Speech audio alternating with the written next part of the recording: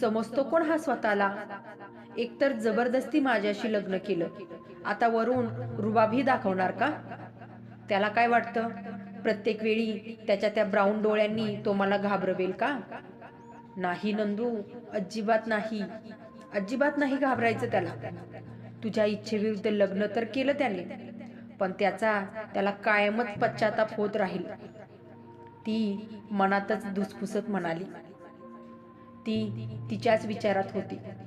त्याच वेळी बाथरूमचा दरवाजा उघडण्याचा आवाज आला. तशी ती तिच्या विचारातून बाहेर आली आणि तिची नजर आपोआप त्या दिशेला वळली. आणि आता समोरचं ते दृश्य पाहून तिचे डोळे तर बाहेर येणंच बाकी होतं. ती सगळं विसरून स्तब्ध होऊन समोर पाहत होती.